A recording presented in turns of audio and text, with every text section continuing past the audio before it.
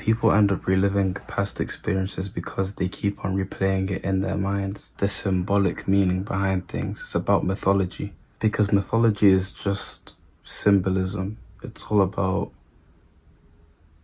having an interpretation from what the mythology symbolizes. That's how you have that understanding, that relatability, because our mind works with symbols. Our subconscious mind anyway works with symbols. I mean, things stick into the subconscious mind anyway, but that's how you kind of tap into the energy, by remembering the symbol consciously. It's just like with memories, right? People end up reliving past experiences because they keep on replaying it in their minds and imposing that energy onto their current circumstance or current situation they're about to enter into, causing them to, well, the energy is going to cause them to loop. But if they come with a different type of energy, they can alter the course of the situation. But what I really want to get into is how powerful symbols really are, and that people don't notice these things. That like, for example, religion is all about giving the symbol energy. And the one main religion I can really talk about is Christianity, because I was raised a Christian. I've been in the church my whole life. I've been in the church choir. I've been in the church orchestra, gone to all the church events, etc. Like, church was my whole life, honestly. And I took it, well, when I was younger, obviously, like, you're still kind of figuring things out for yourself in your personal relationship with the symbol that you've been taught to worship and revere. But at some point, I'd say when I turned, like 17, 16, I made up my mind. And based on past experiences that I attributed to supernatural things or whatever, I decided, let me take it seriously. And I found what works for me within that space of thinking. And the symbol was, for me, God. I wouldn't say Jesus Christ, because early on I kind of had an understanding that why go to Jesus when he said go straight to the Father. So God was my symbol. The God of Christianity was my symbol. And for any situation I couldn't handle on my own, I would focus all my energy and attention. Because when you focus your attention on something, you're really centralizing energy into that thing that you're focusing on. So I would focus on that symbol. Even if I was in real time doubting myself, I would kind of override that with this symbol. And because I've fueled this symbol with so much energy over the years,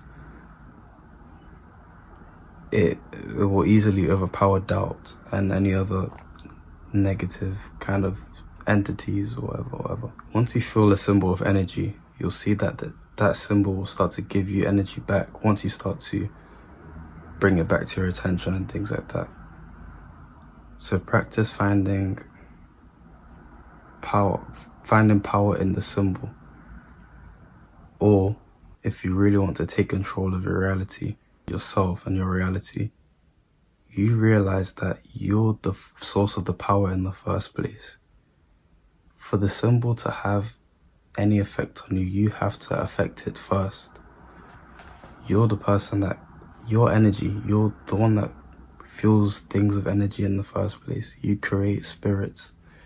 You have memories, which are basically spirits, energies that you tap into within yourself, that you bring back into the now.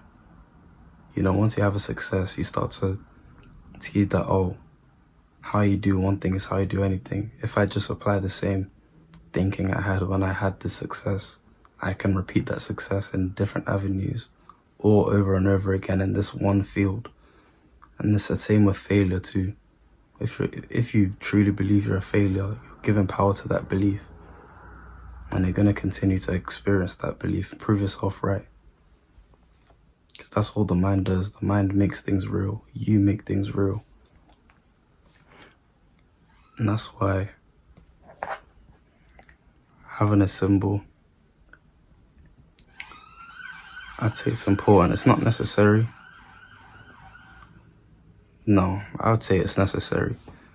The thing is though, what counts as a symbol, you can extrapolate to anything. You make the rules at this point. In your universe, you make the rules.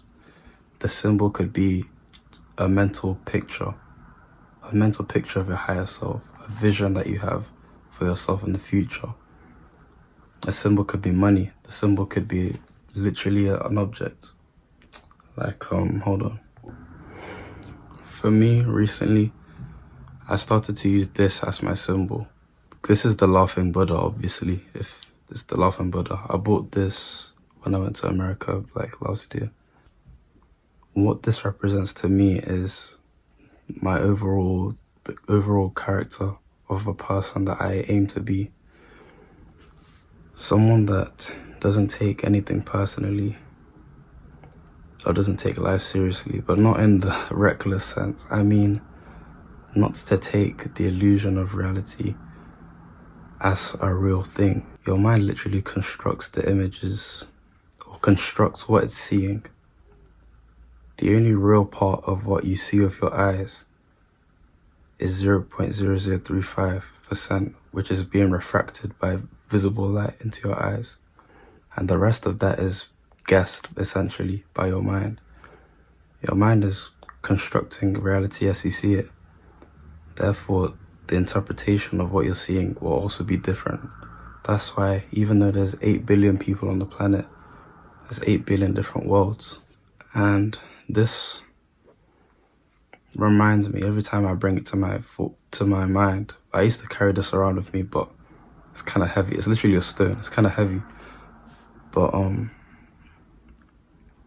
will just remind me, like, anything that I meet in reality that wants to kind of drag me down, act as a roadblock. I laugh in the face of adversity. I laugh in its face, steady myself upon my symbol, and not let myself revert into negative thinking patterns. And yeah, there's many other things that you can attribute to your symbol. You know, that's just how I envision my higher self to be someone that